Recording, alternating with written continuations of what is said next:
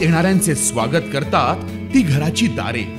आपले घर, बंगला, ऑफिस, फार्म हाऊस यासाठी सुंदर डिझाईन केलेली jumbo French door, safety door आणि तीही 18 गेज GI सेक्शन मटेरियल वापरून आणि 80 मायक्रॉन पावडर कोटिंग केलेली, संपूर्णपणे मेंटेनन्स फ्री।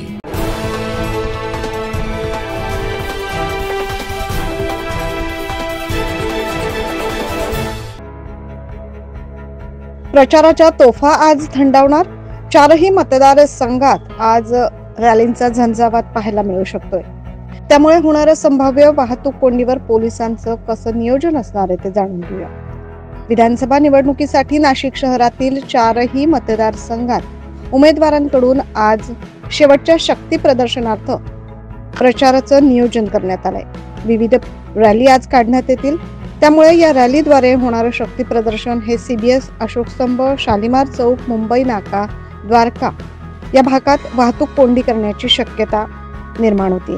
ही शक्यता लक्षात घेता 40 अतिरिक्त पोलीस या निमित्तानं नियुक्त करण्यात आलेत। उमेदवारांचे समर्थक आमने सामने आल्याने कदाचित तणाव निर्माण होण्याची दाट शक्यता असल्याने पोलीस आयुक्तांनी रॅली मार्गावर संबंधित पोलीस ठाण्याचे प्रत्येकी 20 तर राज्य केंद्रीय राखीव दलाच्या 50 जवानांचा जादा बंदोबस्त तैनात केलाय। रॅलीतील गर्दी आणि त्यावेळची परिस्थिती बघून वाहतूक पोलिसांकडून प्रमुख मार्गांवर ठिकठिकाणी काही काळ वाहतूक वळवण्यात येण्याचं नियोजन सकाळी किंवा वेळेवर करण्यात येणार आहे। तात्पुरत्या स्वरूपात बॅरिगेटिंग करून मार्ग बदलवण्यात येणार असल्याचं देखील पोलिसांकडून सांगण्यात आलंय। याची नागरिकांनी देखील दखल घ्यायची।